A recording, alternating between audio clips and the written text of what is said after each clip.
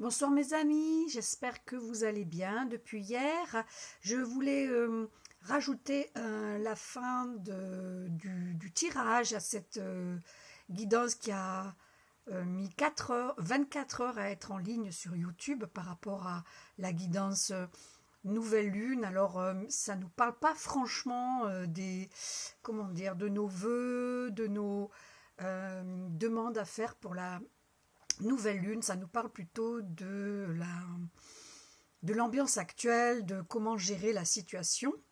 Donc, je ne vais pas vous la refaire par rapport aux cartes qui ont été tirées et expliquées dans la guidance de YouTube, qui est postée sur À tes souhaits magiques.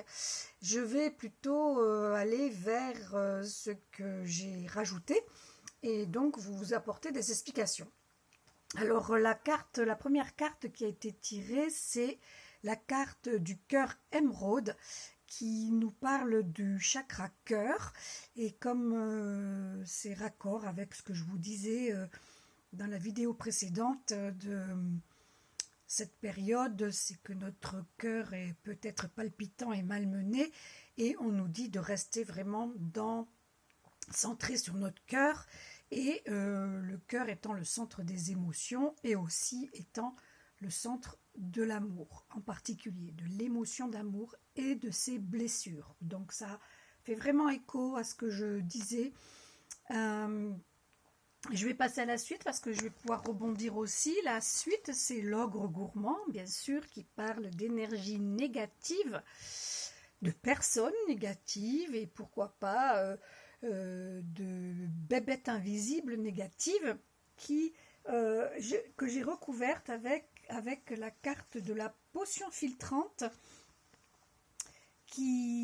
Voilà, cet ogre gourmand, il a besoin de soigner les peurs, puisque là on est sur une carte qui nous parle de la sphère des reins, la sphère urinaire. Ça nous dit quand même aussi de boire de l'eau, de drainer notre organisme. On vient de rentrer dans le printemps, même si ça s'est rafraîchi, eh bien c'est le moment de drainer notre corps avec tout ce que la nature peut nous offrir.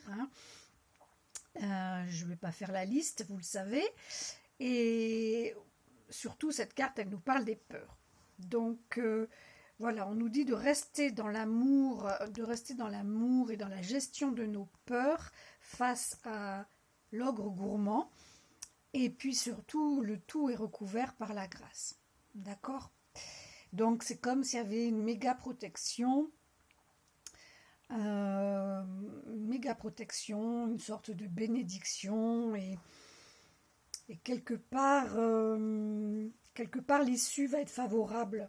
L'issue va être favorable, positive à l'issue de cette période qui va nous apporter des leçons, des compréhensions.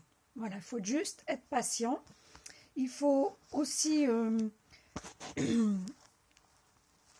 se rallier aux signes que nous envoie le ciel, aux synchronicités, donc à tous les messages que l'on reçoit du ciel, et surtout se laisser porter. Voilà, se laisser porter, surfer sur la vague, jongler avec toutes ces craintes, avec tout, voilà, avec l'ambiance générale, tout ce qui circule, se protéger. Je suis étonnée qu'il n'y ait pas le bouclier de lumière qui soit sorti, mais bon, voilà, se protéger de tout ce que l'on voit, de tout ce que l'on entend, et surtout se laisser porter, c'est-à-dire mener sa barque, ne pas oublier ses objectifs, traverser cette période le mieux qu'on puisse.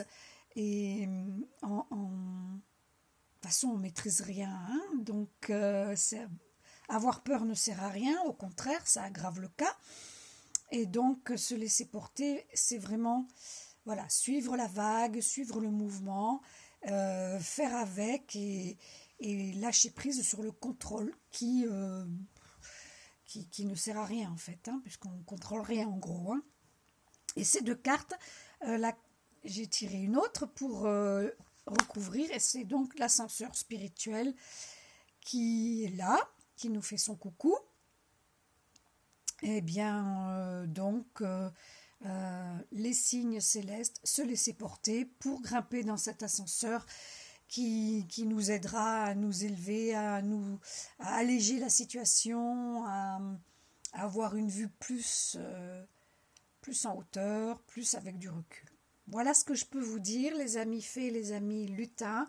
Je vous souhaite une bonne nuit. Je vous embrasse tous très fort et à la prochaine.